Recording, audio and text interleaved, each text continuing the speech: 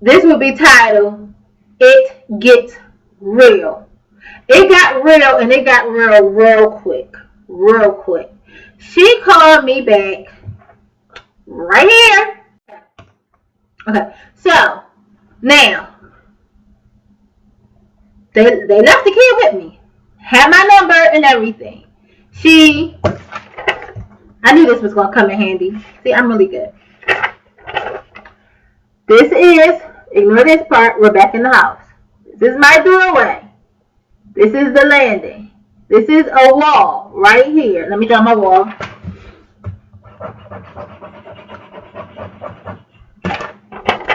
This is my wall right here. This is the door. The door is open. Oh, let me draw my K. Let me draw my S. Oh, let me put this right here for PNP. Stands for packing play, okay? And S means my daughter's social worker. Coincidentally, her name does start with an S. And, okay, here we go. Now, this is the door. This is the wall. This is going up the steps. My K, am I K? Yes. My sister-in-law was sitting on a chair right there.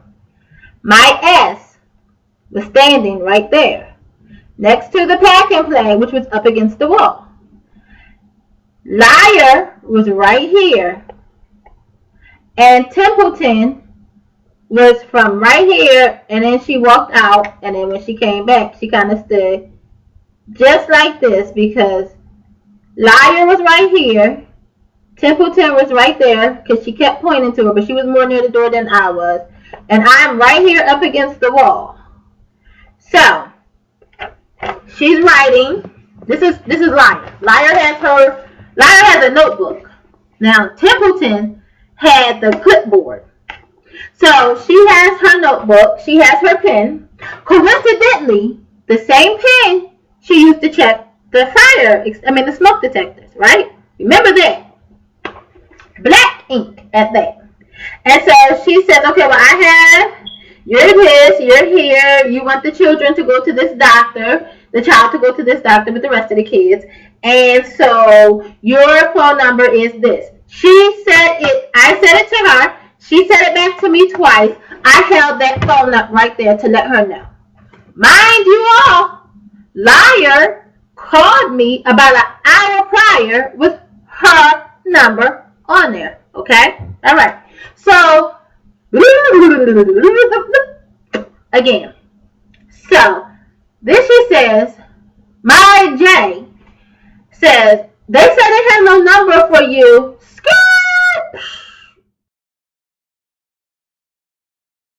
This is my J. I don't believe this is going on. I don't understand what's going on here.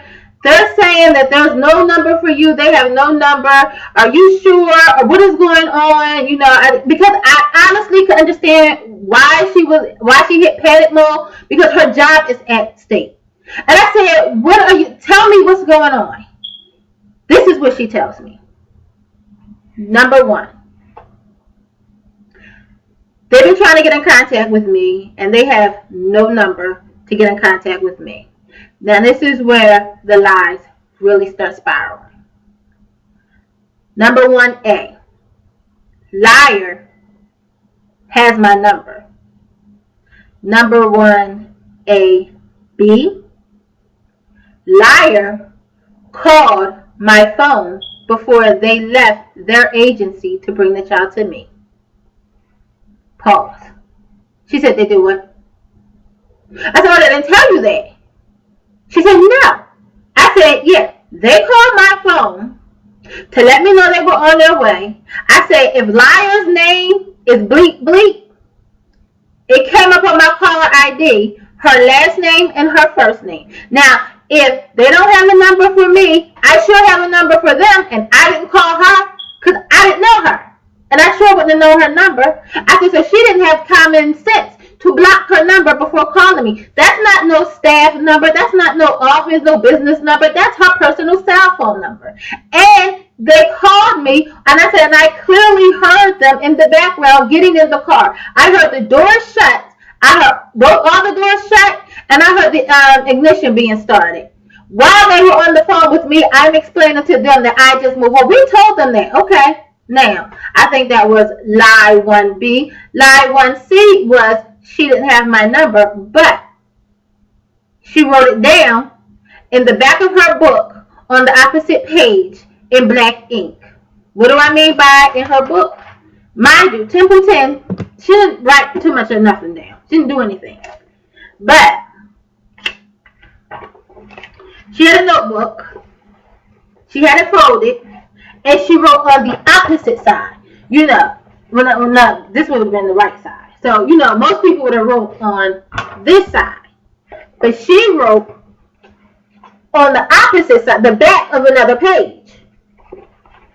At the bottom, my number. Because I saw it. And I said, and it's in black ink. Well, she kind of snickered. I said, yeah, I'm very sharp about what's going on. And that's one thing when I say pay attention. Cross your T's, dot your I's, keep a photogenic mind because you never know when you're going to have to tap into those photographs. Well, that was the day. So, the next lie, lie number 2, was I had no smoke detectors at all in the house. I'm getting real pissed off now. I need to find a happy space. Because I don't have smoke detectors in my house. Magically, I have no smoke detectors in the house. How did I go from having 2 smoke detectors that were completely not working and 1 smoke detector that needed the battery to be replaced to having no smoke detectors at all in the house? So what did you check? Air? Was it imaginary or did it just not exist? Okay. Lie number 3 that sent me clear off the Richter scale was I had no beds in the house.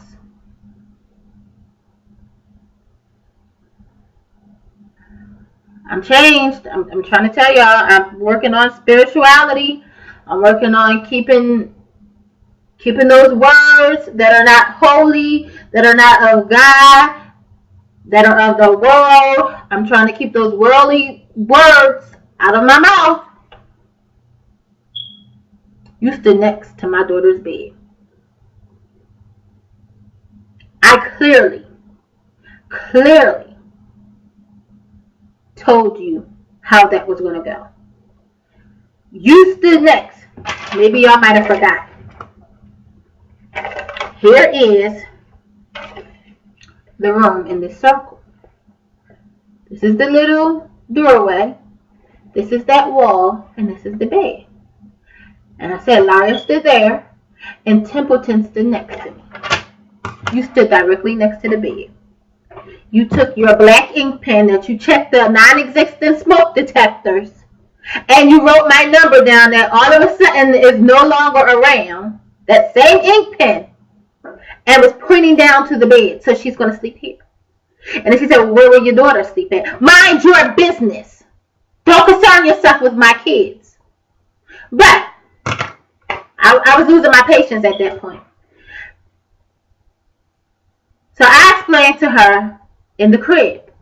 She kind of snaps back and says, well, what crib? Where's the crib? I said, the crib is upstairs in my son's room. And I really think that's where everything started spiraling because I was losing my patience. And I was getting very temperamental. And she said, oh, there's another room here. Well, I was just so busy with the smoke detector, I didn't know there was another room here. So what did you think it was? A 1-bedroom house? There's 3 rooms here. So Templeton kind of sparks up and says, oh, yeah, shut up and sit down somewhere. So anyway, and then I explained to them how I told them if my house was was not satisfactory to you, take her out of my house. Because they already had a little girl there. And Templeton comes back and says her supervisor said it was okay. And they clearly stayed right where they were in my house and told me Her court case was coming up that Monday, so they would be talking about a voucher then. She could possibly get a voucher, and then the court case was coming up. There was nobody to take the child in at that point in time right then. So you won't hear from us until Monday, but Monday we will be out back to make sure that she does have that bed. Okay, fine.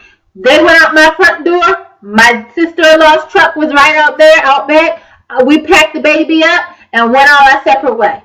Now, one thing we did have to take with us, well, she had 2 clothes. Now, you know how y'all go to the Chinese store or whatever and get the little bag. You know, even like, I would say kind of look like a ShopRite bag, but not ShopRite, but like a little market bag. You can go to the market or whatever and get the little tiny, small plastic bags. Well, that's what she had. She only had 2 sweaters, 2 pairs of pants. One was a pair of jeans. One was a pair of 2 big, funny looking colored pants. She had, you know, when the little girls have dresses and they have the bloomers under it. She had a pair of bloomers. She had a pair of 2 small SpongeBob pajama shorts and a tank top. That was all she had. October 1st. Oh, no. Get this. Baby's 20 months. But she's not a small 20 months. Baby's 20 months. But she's every bit of pushing 40 pounds. She was, as some refer to as, looking like she was on her way to being one of the Maury kids. That's how big she was. She was huge. She was every bit of 35 pounds. Every bit. And guess what size diapers they brought her with? Size 2. My premature 1-year-old is in a size 4. The guy said he was there. He said there was a pack and play in the middle of the floor. There was a cot there. There was chairs in the middle of there was chairs everywhere. And something else. There was a bed in the middle of the floor is what was said. There was a bed in the middle of the floor. I said, okay, no. Absolutely. She said, I know you don't have no bed in the middle of your living room, do you? I said, no. I said, you've been to my house. I said, I have the pack and play in the living room. They clearly saw the pack and play in the living room. And so it comes downstairs. She's like, it's in the middle of the floor. The guy who supposedly scumbag was what he ended up being.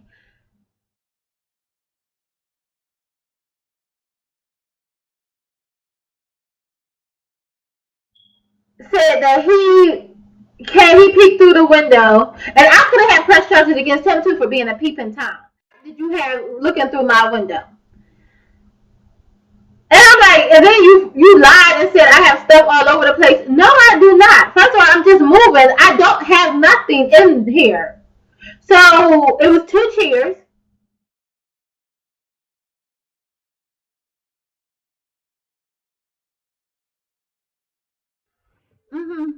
Foolishness. So you have to be. This is like one of the things that's like